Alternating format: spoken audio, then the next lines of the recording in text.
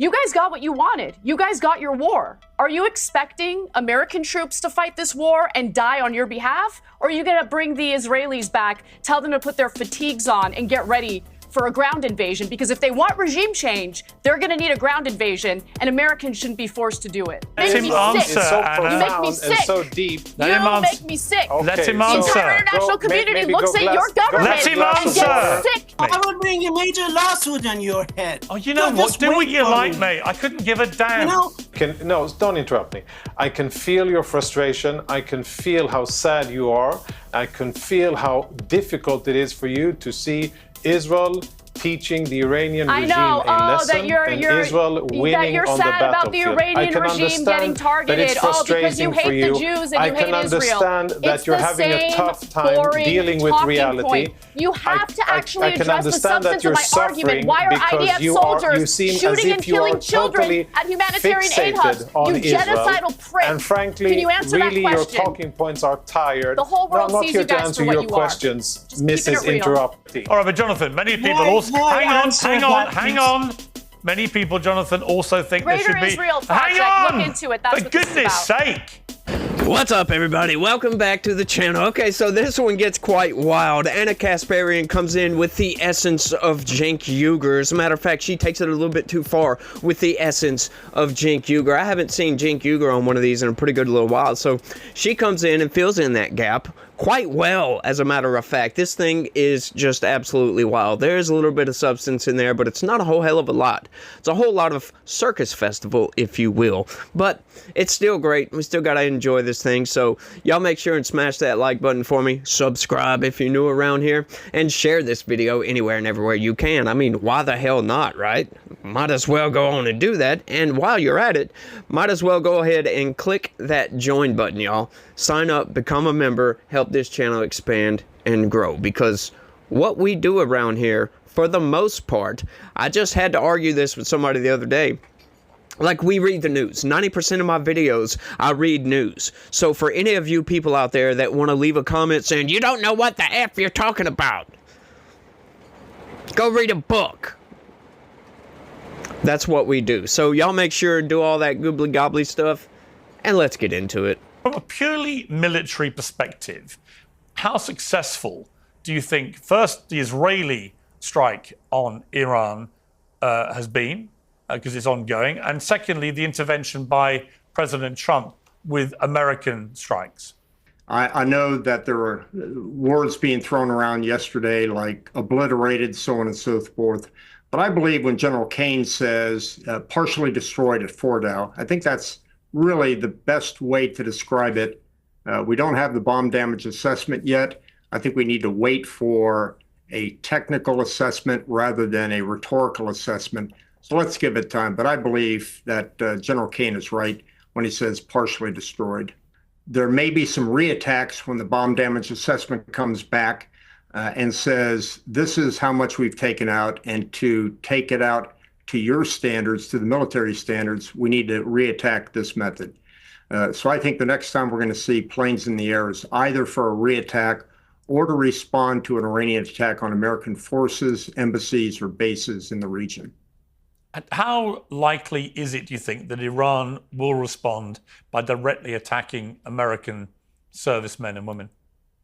Oh, we've seen this before. When Qasem Soleimani was targeted, they sent 12 ballistic missiles into Al-Assad base. There were a significant number of casualties. Thank God there were no deaths. But it's a prideful nation. It's part of the axis of resistance. It needs to demonstrate that it will resist. So certainly our force protection elements are in place, but I don't know. I would be very, very surprised if the Iranians don't attack either with their missiles, their militias, or through direct terrorist activities. Anna Kasparian, your view of, well, the combined attacks, Israel and United States? Well, I think Israel has been pushing for regime change in Iran. The claims that Iran was close to developing a nuclear weapon was false. Not only were they over a year away, according to Netanyahu himself, in being able to develop a nuclear weapon. They didn't even have a mechanism in order to deliver said nuclear weapon. This has been all about engaging in a regime change war. That's what this is. Anyone who's pretending like this is about nuclear weapons is lying to you. Again, the United States is forced to fight another war on behalf of Israel. And I just want to ask Conricus a question real quick, because I'm seeing a lot of videos of Israelis leaving Israel to go home to the United States or to Greece or to other European countries. You guys got what you wanted. You guys got your war. Are you expecting American troops to fight this war and die on your behalf? Or are you going to bring the Israelis back, tell them to put their fatigues on and get ready for a ground invasion? Because if they want regime change, they're going to need a ground invasion, and Americans shouldn't be forced to do it. I will let Jonathan Conricus respond. All I would say, in relation to your super confidence that Iran was not planning to weaponize its enriched uranium, what else could they possibly have been planning, given they took the enrichment process, according to the Independent Atomic Energy Authority, they took their enrichment of uranium from the 3.5% required for civilian usage to 60% in the last few years. There is no other reason you would do that if you weren't at the very least wanting people to believe that you were going to be weaponizing your uranium. Otherwise, why do it? Well, I mean, they were not enriching uranium under the Iran nuclear deal, the JCPOA, which unfortunately Trump took the pressure from Netanyahu to pull out of in 2018, which essentially cleared the way for Iran to enrich uranium. Now, yes, they enriched up to 60%. You need 90% in order to have the material necessary to build a nuclear weapon. However, I think what Iran was doing, considering the fact that they're in a region of thugs in Israel who clearly have been announcing that they want regime change in Iran, they wanted a deterrent. I think that's what they were doing. And as this war in Gaza, this genocide in Gaza continues, I think they wanted some form of a deterrent, much like Israel has with their over 90 nuclear weapons that they don't acknowledge, of course. They're not part of the non-proliferation treaty, even though Iran was. Just really interesting comparisons there. Okay, General Kim, I know you have to leave us. Jonathan Conricus, I will come to you. Okay, so maybe that was a Freudian slip right there where she was talking about the war, the genocide in Gaza. I don't know. Maybe she doesn't believe her own rhetoric. But, you know, this is a talking point I've been hearing quite a lot. You know, they weren't close to building a nuclear bomb. They were enriching their uranium. They were a year out or however long out it may be. What's the difference here? If they were still enriching up to a certain point, it's clear that they were continuing to go higher and higher and higher. We know they have the capability to be able to make some sort of nuclear weapon. I'm not going to say a bomb. They don't have the delivery capability. But what is the difference if it's now, a year from now, 2 years from now? If the goal is for Iran not to get a nuclear weapon because they are the #1 state sponsor of terror, when does it matter when we take this out? Like when? I mean, seriously, that's a mute talking point if you ask me, because there is no answer to that question. Might as well just go ahead and do it now. Get it out of the way. Like, they use the excuse, well, there's medical applications for enriching. Yeah, if you go do some just cursory research. Now, I'm not an expert on this, but I do some cursory research on these issues. 25% is plenty for medical necessities. So why go past that? Why get up to a certain point? It's just all flabbergasting, if you ask me. And I love these weird talking points. Kind of like, they weren't enriching their uranium under the nuclear deal that Obama signed with Iran. Like, how do we know that? Once again, I bring this back up. You know, they can say all this and that and nonsense, but they've built these underground nuclear facilities. How do we know that they're not enriching past that 60%? How do we know that they're not building a bomb? They could have a facility in secret that no inspector knows about, the UN doesn't know about, that it's totally secretive, right? Like, it's just ridiculous, in my opinion, to think that a country such as Iran could not build a weapons manufacturing facility, a nuclear weapons manufacturing facility in secret. I mean, the United States has done secretive operations, secretive manufacturing for a very, very long time. right? Look at the stealth jet programs, the nuclear bomb, the first one, the fission bombs, the fusion bombs. There's been all kinds of secretive. There's probably technology. I know that there's technology that we have no idea even exists, that the United States military is working on right now that nobody knows about except for a select few people. It's just ridiculous, in my opinion, to make all these statements of fact when we really don't know. Like that guy at the beginning, I forget his name, sorry, talking about, well, we don't know. He's right. We don't know. We don't know if it was totally obliterated. We don't know if it's just got minimal damage. We haven't had that bomb assessment yet, that destructive assessment or whatever it may be, whatever it's called, the BDA.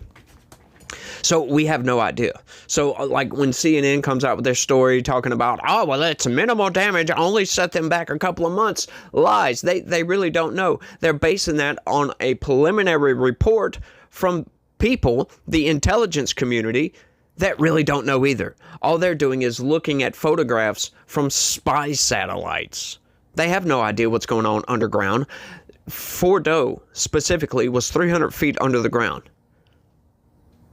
How are we going to know that without boots on the ground? That's all I'm saying. Let's keep going. A lot has been said in the last few minutes. What's your response? Well, hello everyone. I can, even though I've never met the person who is constantly interrupting others, I don't think we've ever even communicated on X, but I can feel your frustration. No, don't interrupt me.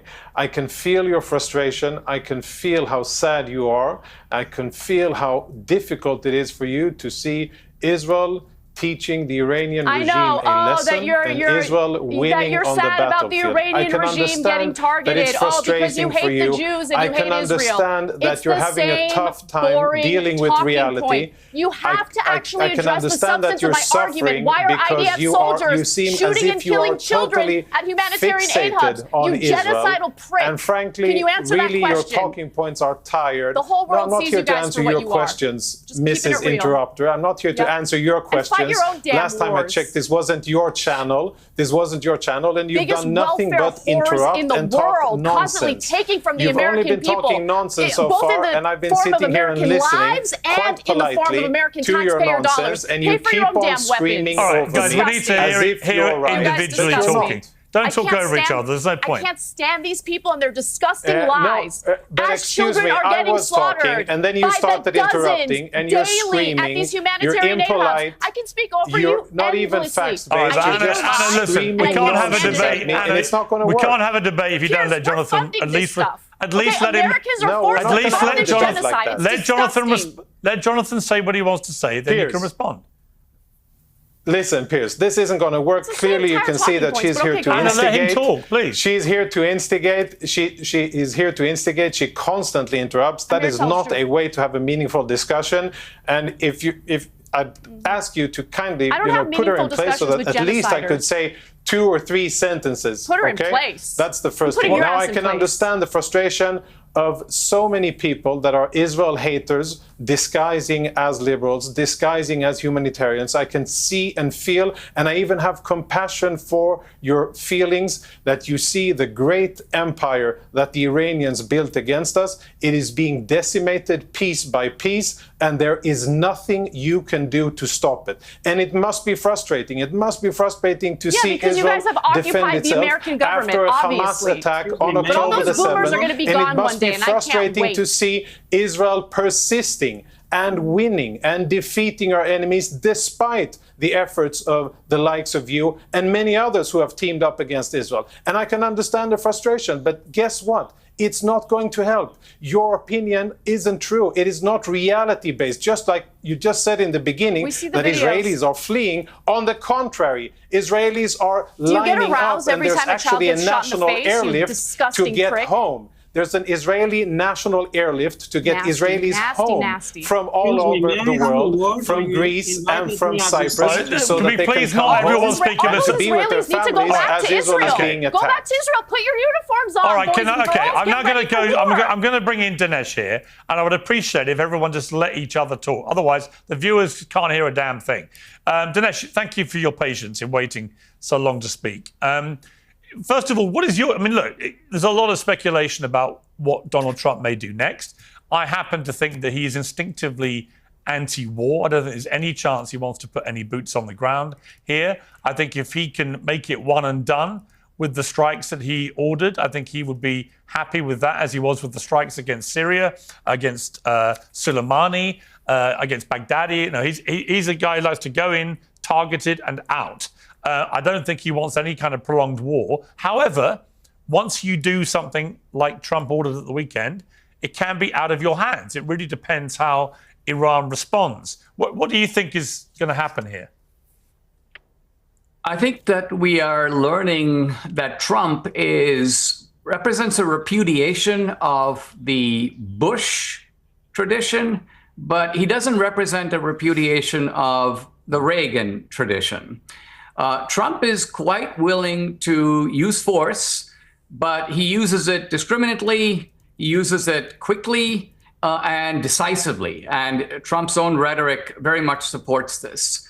I think that a lot of this anxiety is because of the bad lessons that came out of the Iraq war. But Iran is not Iraq, and Trump is not Bush. And the fictional weapons of mass destruction in Iraq are not the same as functioning nuclear facilities enriching uranium in Iran. So I think that it's important to look at this situation for what it is. Now, who can argue that the world is not better off when Iran doesn't have nuclear capacity? Whether there's a 50% chance that they were going to get there, a 70% chance, a 90% chance, it would be really good to have a 0% chance that they could get there at all. This is a fanatical militant regime. It is different than places like China and Russia in that it has always had an ideology of global involvement, global destruction, global terrorism, death to America. You don't have to seek for a motive here. They deliver it to you from the Iranian parliament on a pretty daily basis. So the United States has very definite interests here. The interest is not necessarily in regime change, although I, for one, would welcome it. Who can argue that Iran would not be better off than under the mullahs? And I think the big losers here are, in fact, Iran, Hamas, but also the global left. The global left has partnered in a way with these Hamas radicals. And so they are taking a tremendous beating here. All their idiotic campus protests are for naught. So this is why we're getting all this screaming and hysteria from Anna, because she realizes that not only is Iran going down, so is our own ideology. I don't like watching children get slaughtered by a genocidal regime that we're unfortunately funding with our taxpayer dollars and with military weapons. That's what I don't like. Look at Conriquez. Look at how flippant he is when it comes to children getting killed. That's the kind of person you are, Conriquez. Disgusting. Absolutely disgusting. The international community sees it. And honestly, assaults against me are not going to work. It is a stain on America's reputation. You are not going to have any impact on me. Modern-day Nazis today in their genocide against Palestinians. Okay, Anna, you made your views about Jonathan clear. You disgusting terrorist. All right, can we try and keep things, please, less ad hominem? It's a bit pointless to screaming abuse at him. Okay, so Anna, she's quite hysterical right here, but I mean, she does bring up a few good points. You know, Israel, once again, I tell everybody this all the time. I'm on the side of Israel on this. They definitely have the right to exist. That's been their ancestral homeland for thousands of years. I don't care about 1947. I don't care about 1,000 years ago, 2,000 years ago, and how many times they've been conquered or none of that nonsense. So I'm on the side of Israel on this, but, you know, it's like the killing really needs to come to a stop. But if you look at this historically, right, somebody brought this up in the comments section, and, you know, it's a point I've argued in the past, but it must be brought up again, because you see a lot of people going hardcore against Israel, and it's genocide and it's all this other stuff. You know, this general, he doesn't do a very good job because he's cold, calculated, and he's kind of apathetic to the whole situation, it seems like, and that's not good. That's not good at all. That makes you look like just the Jewish supremacist over here, and that's not good for your arguments. But, you know, they need to chill out. If you look at everything historically, is what I'm talking about. You know, the wars that have been conducted in, say, the 20th century, for goodness sakes, look at World War II. There were a lot more civilian casualties in a single bombing run on, like, London Berlin, wherever it may be. Single bombing run, at least double the civilian casualties. That was indiscriminate bombing. I think the vast difference these days is we have social media. We have cameras freaking everywhere. And now the absolute horrors of war can be brought and fed to you on your couch, and you can see it. This has activated many people. And a lot of people, they don't understand proportionality, right? We've discussed proportionality in the past. And what seems to be going on here is people, they see the horrific scenes coming out. They don't understand proportionality. They're not looking at everything for what it is, right? A lot of times we got to get rid of the propaganda, get rid of the nonsense, and look at the facts. But it's also the fog of war here. You know, we're getting all these videos, these one-sided videos coming out of Gaza, and we see this, and we just think, oh, well, it's just Jewish supremacy over here. They're just trying to genocide these folks. And I understand why people take this view. I totally understand why people take this view. They haven't been given all the facts, and they don't understand proportionality, right? Proportionality plays a major effect. You know, Israel has done a lot to minimize civilian casualties. I know people type it away in the comments. Nah, it's a genocide. It is what it is. When you look at it, when you look at all the facts, you look at everything outright. Look at history. All right, history is important, folks. We need to make sure and stay up to date with our history, lest we forget our sins of the past. But let's keep going. Let me bring in. And actually, Let me bring in our other guest. You hasn't said a word. Disgusting. Let me bring in Kaveh Afrasiabi.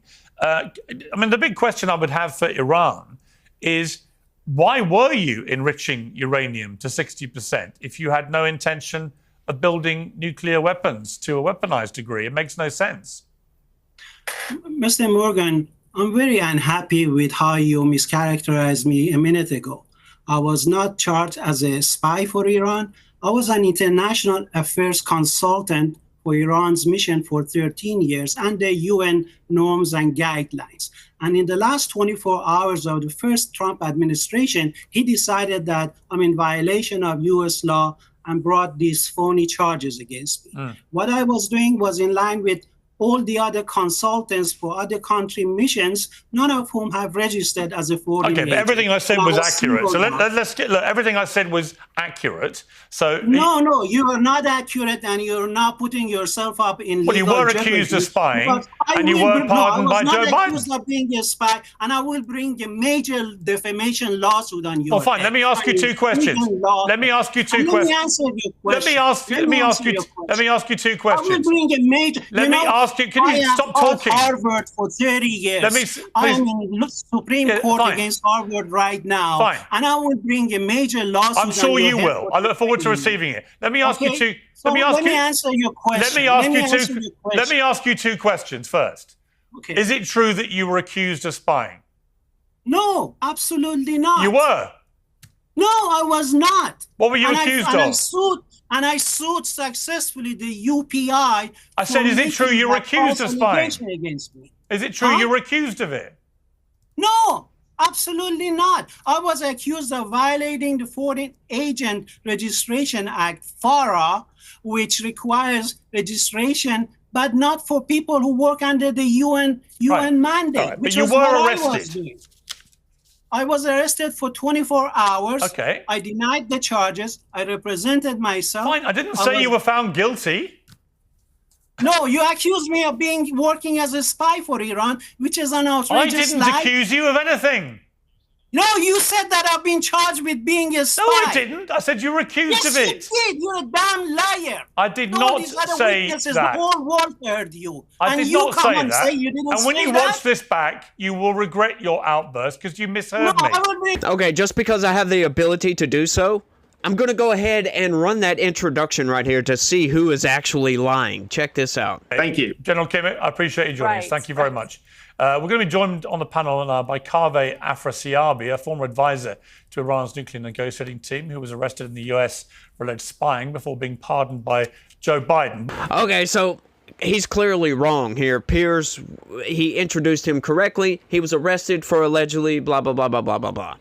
You guys get it, right? Let's keep going. I will bring a major lawsuit on your head. Oh, you know what? Just Do what wait you for like, me. mate. I couldn't give a damn. You know, I'm a plaintiff against Harvard. I represented myself Good for you. for 30 years. Do you want to do an took interview Harvard or not? to jury trial. I'm in the U.S. Supreme But Court. do you right want to now do an against interview Harvard. about what's happening or not? Or do you want to keep I will shouting? answer your question. I will answer your Well, question. answer it then. First, what the U.S. did was a violation of the IAEA statute prohibiting arms strikes against nuclear facilities, which should have been immediately condemned by the governing board of the IAEA, just as the EU 10 days ago issued that wasn't my a question, statement was that it? the IAEA. That wasn't my Don't question. interrupt You said me. you were And going to these are answer my the question. You're not mouthpieces, answering my question. My question the was why 60%. did Iran enrich its uranium stocks to 60%? That is my question. Okay, I answer you by first of all pointing out that what you said that IAEA says that there's no other purpose for it. It's a lie. There's no such a thing in IAEA report. The IAEA report of March 2025 says, and I quote, since February 2025, Iran has been facilitating the implementation of a strengthened safeguard at its facilities.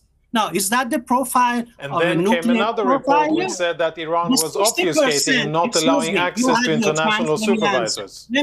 Let me answer. Let's not forget the last 60%, damning report of the Board of 60% Governors of the You're not even Atomic part of the Agency. non-proliferation treaty. How The about you smoking shut gun. up? Okay, go ahead. 60% enrichment has medical uses Oh, are you for running the medical show, isotopes. Mrs. Angry It is Screaming not, Lady?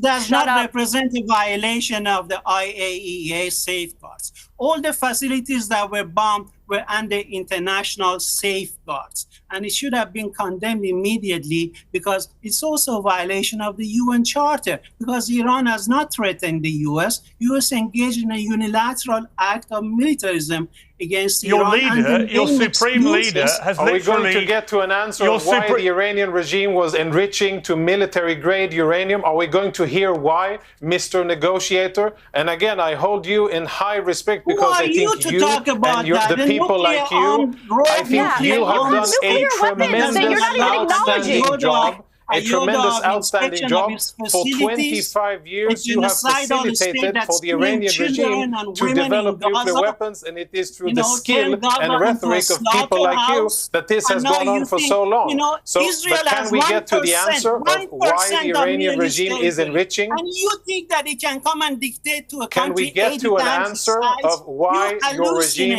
hallucinating. enriching to military grade? Why it Let me builds ask a you, does heavily Israel have hardened nuclear facility weapons? underground, 80 Does meters Israel underground? have the You right don't do to that have if your monopoly of intentions are nuclear peaceful. weapons? Mr. Negotiator, Israel have you don't nuclear do it if your weapons? intentions are Does peaceful. You have Israel nothing to allow the hide and you have slightest no reason IAEA to build for inspection those. of its facilities? You are such a hypocrite. You think that Israel is exceptional, is a chosen The people. last You have the report right of to the Atomic rule the Middle Agency East. Board of And Governors stated clearly Iran is in violation. Iran is not allowing international inspectors to come and see, and Iran has enough fissile material for 10 nuclear bombs. That was the smoking gun that eventually caused President Trump to really? understand the severity of the The head of situation. the Yes, and that was IAEA what said tipped the yes. scales. You know, you just That was what tipped All the right, let me scales, ask- and let me ask despite a the question. efforts. Look, That is people can't. violent. If you all talk over each other, nobody can hear a word anybody says. Okay, so this guy he sounds like a propagandist to me because there was a bunch of lies in there. But, you know, I have trouble with the morality of this whole situation and principles, a little bit of principles too, because, you know, telling Iran you can't have a nuke, which I totally agree that they shouldn't have one, but specifically, you know, the hypocrisy of Israel, who we're all pretty sure that they have a nuke or several nukes at least, telling Iran that they can't have one, it's a double standard. You know, it's a little bit hypocritical. Same way with the United States. Now, I understand the difference here, but morally speaking, I understand non-proliferation and all the agreements and all that good stuff. I completely understand that. I'm not talking about treaties or anything. I'm just talking about morals and all of that, principles, my guys. So, you know, it's really hard for me to get on the side of the United States and say, you can't have a nuke. We have nukes. Why can't they have a nuke? Well, there's many reasons why they can't have a nuke, and I totally understand that, and I totally get that, and nobody else needs to get nukes.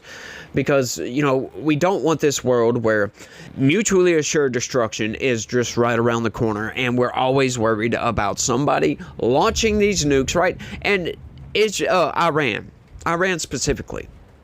We're not really worried, at least I'm not worried, that they're going to launch some ICBM with multiply independently targeted vehicles coming out and just destroying 12 different cities. No, it's nothing like that. My issue with Iran, which I think is a genuine issue, is if they get this fissile material up to weapons grade, that they can go and irradiate cities all over the place, right? Just have a dirty bomb, some small bomb, blow something up that they can carry around and irradiate these areas. You know, it's not some gigantic nuclear explosion, but just make basically entire cities uninhabitable for thousands of years, essentially, or you know, however long it takes to decay, because the half-life of uranium is in the thousands or tens of thousands of years, I believe. So, you know, that's to me, that's the fear.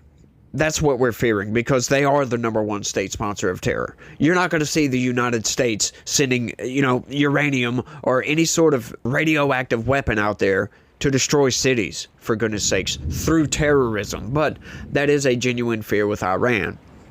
But I love this guy coming in. Oh, Iran's never threatened the United States. Are you freaking kidding me with that? You must be joking, my dude. Let's keep going, because it just continues to get crazy. Anna Kasparian, I mean, here's my sort of issue, I guess, with a lot of people on the left in relation to this story, is that you end up sounding like you're siding. Hang on one second, please. Please allow me to talk to different members of the panel. Is it that on the left you end up sounding like you're, you know, shilling for a vile regime? You know, the Iranian regime oppresses women. Well, hang on. Let me hang on. Is it they oppress women? I know what you're going to say. I know. I hate the regime in Iran. Right. I hate the regime. So why wouldn't you want it changing? I hate the mullahs. There are Armenians living in Iran right now who hate the mullahs. Okay, but regime change should not be spurred by the United States and Israel, which wants to install a puppet government on their behalf. And by the way, the Iranians know that. They know that. Polling indicates the vast majority of them want regime change. They don't want it to be done by Israel. You have to be clear about that, because I think there's an intentional misframing or false framing of what's happening in Iran right now and what the population actually wants. Now, with that out of the way, my issue, Piers, is that the United States has been expending its resources and has been essentially sending its soldiers to die in wars on behalf of Israel, a country that goaded us into invading Iraq on a false pretense of weapons of mass destruction. 4,000 of our soldiers died in Iraq. You didn't send a single IDF soldier. Not one IDF soldier was sent to Iraq. Our soldiers died on your behalf, Kunrikis, on your country's behalf. Not at all. And I'm sick of it. I'm sick of it. You guys are committing a genocide right now, yet you're a nuclear power that's not in the non-proliferation agreement. Why? Why is that? How come you guys get to play by completely different rules? You're genocidal. You're disgusting. The world sees you guys for what you are. Let him You're answer. the people of Israel. Let him hate answer. the government of Israel. Let him You're a answer. genocidal government. You guys Let make him me answer, sick. It's so Anna. You make me profound sick. and so deep. Let him You answer. make me sick. Let him The answer. entire international community maybe looks go at your glass- government Let him and answer. gets sick even Take a thinking about breather. it. We know that he makes you So sick, maybe, but let him calm answer. yourself, for God's sake. We're trying to have a conversation here. The history and I'm trying books to will write answer about what you're your saying, government but you're the not way even that Americans read about the acknowledging me Nazis as today. a Trust person. me. Instead of just Modern-day screaming Nazis. at me and looking like a Modern-day lunatic Nazis. who just keeps on screaming at Right. other people, could you for a I second speak on allow behalf me of to all say those two children who are now sentences? orphaned. No, all you those don't children speak who on were behalf of born anybody in but Gaza yourself. in an You weren't open-air elected. prison You don't and had to represent die in anybody. Gaza You're a because of talk your show host, and you disgusting, don't represent belligerent anybody. military. You've Yeah. never stood for anything. You've Genocidal. never fought for anything. You're a talk show Genocidal. host, and you don't represent anybody. international And the fact community that sees you you for think what that you it's are. effective to accuse me of all kinds of nonsense, and you think that that will rattle me? I'm sorry to disappoint you. Everyone knows. Many and better people too. before you have tried, and they have all failed. But let me tell you something. Your hatred let me is say it so in a way showing. that you'll understand. Your hatred of Israel is blinding you. And they say, you're not able to terrorists, distinguish okay? between different Terrorists. situations, You're and you find yourself supporting a genocidal regime just out of your burning hatred towards Israel. And I think that is so compelling for people to see how you behave. Okay, don't all start talking, otherwise I'm going to literally give up. All right, let me just look. Let me go. I feel bad for the people of Israel. Let me go back, if I may, to Kaveh. Let me ask Kaveh this question. Kaveh, in an ideal world, Kaveh, do you think it's right, as John Bolton said, that the young population... This isn't fair. She's been screaming over me the entire conversation. I've said one sentence, and I've been sitting here for 45 minutes. I agree. I would really like to say one sentence without her screaming like some crazy person, well, then totally... Let's see if she'll let totally you. consumed by her hatred. You guys are such victims. Right, so I would like to say one thing. Please, the young woman could you contain yourself for 20 seconds? Could you contain yourself for 20 seconds, please? Like, you've been screaming and ranting all over this debate, and it's not meaningful. People don't hear what you say. They don't hear me. Nobody makes sense of it. So please do me a favor and allow me at least to say 2 sentences. The Iranian regime now is struggling like any dictatorship with a new and dynamic situation. They're not used to not being in the driving seat. They're not used to not dictating in events. And for the first time in 25 years, Israel is taking the initiative, and Israel has now peeled back the layers of the ring of fire around Israel, and Israel is, yes, and I can say this not officially as a spokesperson, but this is what I understand, Israel definitely is trying to bring about regime change in Iran. Why? Because it would be better for the entire region, for the Iranian people, and definitely for Israel. But many people, prosperity. All right, but Jonathan, many people also... Hang on. Many people, Jonathan, also think there should be... Israel Project, hang on! Look into it. That's For what this is goodness about. sake! Many people, Jonathan, also think there should be regime change in Israel because of what it's been doing in Gaza. So there's a lot of talk of regime change elections, generally. Piers. Yeah, well, okay, but but that's called elections. Sure. And I have many friends. I have friends and family who feel the same way, and I have others who feel differently. And luckily for Israel, luckily for us who live here, and luckily for the 2 million Arabs who live in Israel, Israel is a democracy, and we get to vote, and we get to vote what we like. Currently, we have a government who I think is definitely should be criticized for many things and how it has managed those situations since October 7. But I think the government and the Prime Minister has done a very brave and good thing for the future of the region in attacking Iran. Okay, let me give the final word to our Iranian guest. Over to you, Kaveh, for your final word here. Well, Mr. Morgan, it is abundantly clear that 2 nuclear armed states are ganging up on another state, the regional rival, using a lame excuse of proliferation in order to cause regime change, partly because Iran is part of a new multipolar world, a member of the Shanghai Cooperation Organization, part of the BRICS nation, and the United States has been seeking a rollback of the historic Iranian Revolution for 46 years, and now are seizing on this opportunity in a very systematic fashion, using their mouthpieces, such as your guests here, in order to provide the stage setting for this rollback strategy.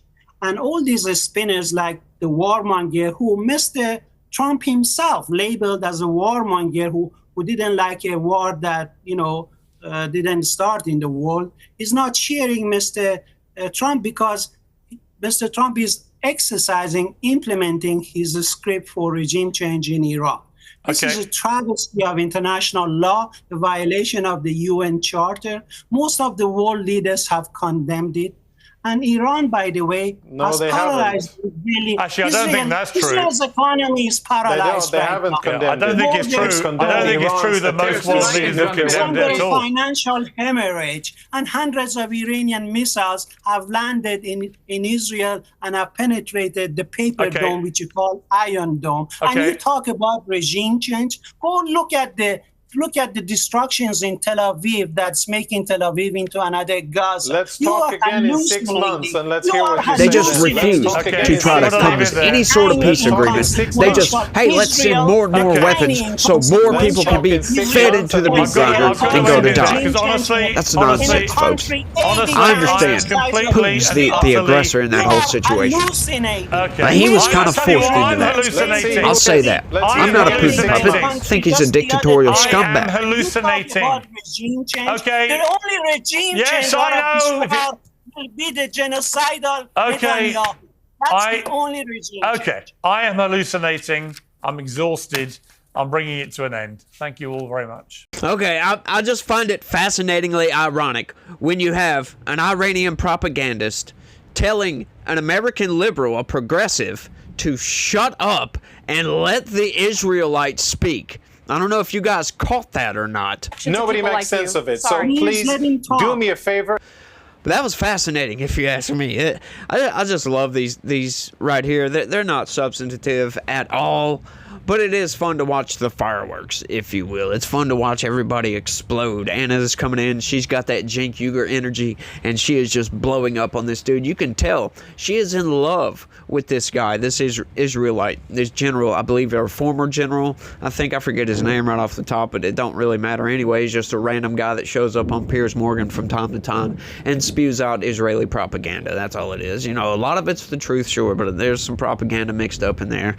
And he doesn't do a real good job of feeding into the beast, if you will. He does not help Israel, in other words. You know, the guy we had on yesterday does a much better job of showing just how Israel has conducted this war and, you know, how much of a genocide it is actually not. Now, I will say, I will agree, it's getting close to that point. You know, there is a lot of civilian casualties, and I would like to see that come to an end.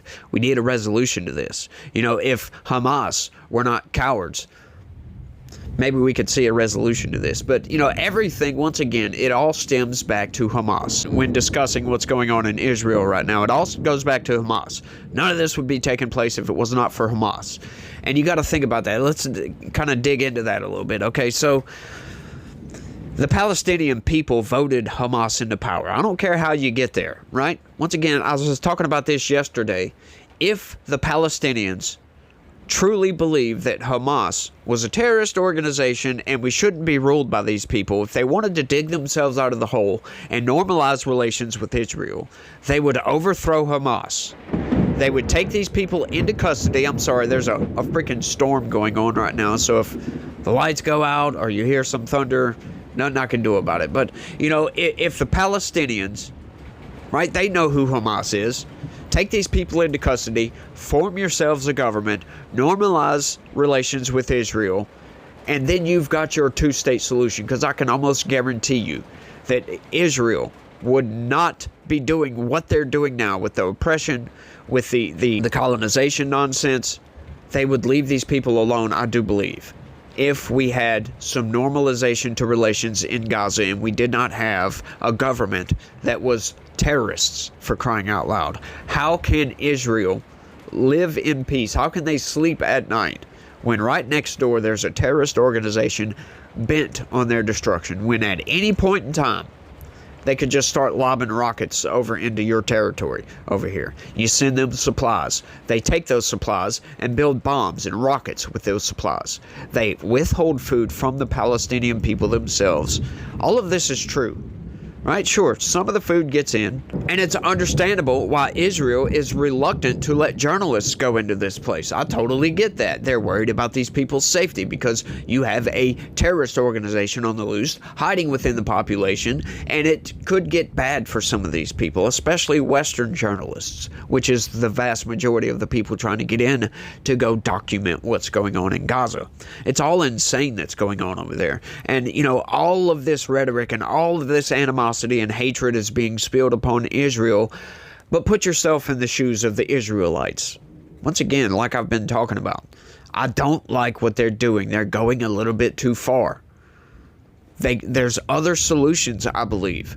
But once again, What do you do at that point? They are stuck between a rock and a hard place. You've got a terrorist organization bent on your destruction. There's an entire nation over here, not that far away, bent on your destruction.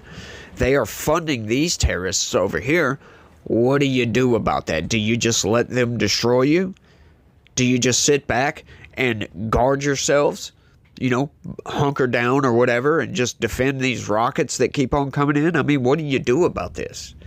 When you have a situation like October 7th, that crossed a red line for Israel. However, like I always say, that does not give Israel the right to cross red lines themselves. We need solutions, folks. We don't need rhetoric going back and forth and yelling and screaming, gnashing of teeth. Donald Trump's trying to work out some sort of solution over here, and look, I get it. I think the solution would be either what I was talking about a minute ago, the Palestinians themselves overthrow Hamas, remove these people, or have that entire population move somewhere else, right? But the only problem with the moving somewhere else is those people don't want to leave. I said this yesterday. If these people truly felt oppressed, they would leave. Why not just leave? They are free to leave and go anywhere. They call it an open-air prison, but that's not really true. Nobody wants to take them in as refugees, and I wonder why that is. None of the other Muslim nations want to take them in. They're Muslims for the most part. I mean, sure, there's different sects and all this other stuff, right? I get the complexities of the religious situation that goes on in Gaza. Look, I get it, but for the most part, there are places they could go individually, but they don't want to. They want that. They think that's their land. What do you do about that? So they are hell-bent on staying there.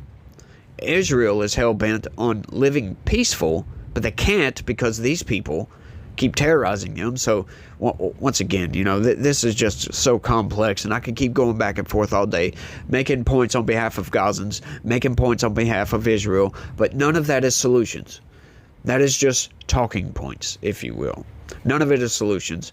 So, I mean, we need some sort of solution. We need a resolution to this.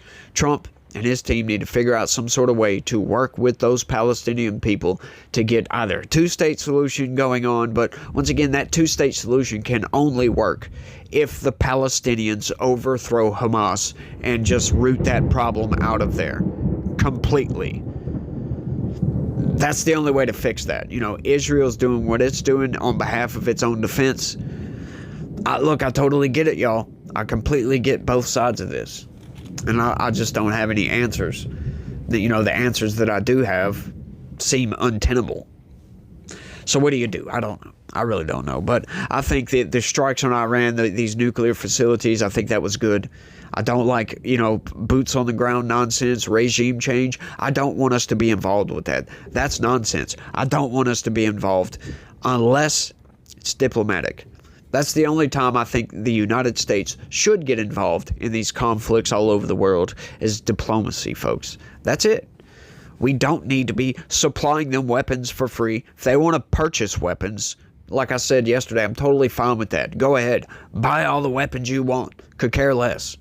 But I don't think we should be signing legislation that gives them $20 billion worth of military equipment and other supplies and nonsense like that. I don't like that at all. That's where I agree with Anna. I don't think the United States needs to be involved. I don't like military intervention just because we have the military to do it and we are not at war and the military has to have something to do, right? No, it doesn't. We can keep them trained and keep them the top fighting force in the world without actually going to war, without intervening in these small little conflicts all over the place. It's nonsense. It really is. Just like Ukraine and Russia. Why are we involved in this? Outside of diplomacy, that is. Like the Biden administration was just relentlessly sending them hundreds of billions of dollars in military equipment for what? So more Ukrainians could die? Why not send diplomats, for crying out loud? That really ticked me off about that. They just refused to try to come to any sort of peace agreement. They just, hey, let's send more and more weapons so more people can be fed into the meat grinder and go to die. That's nonsense, folks. I understand Putin's the aggressor in that whole situation. He was kind of forced into that. I'll say that.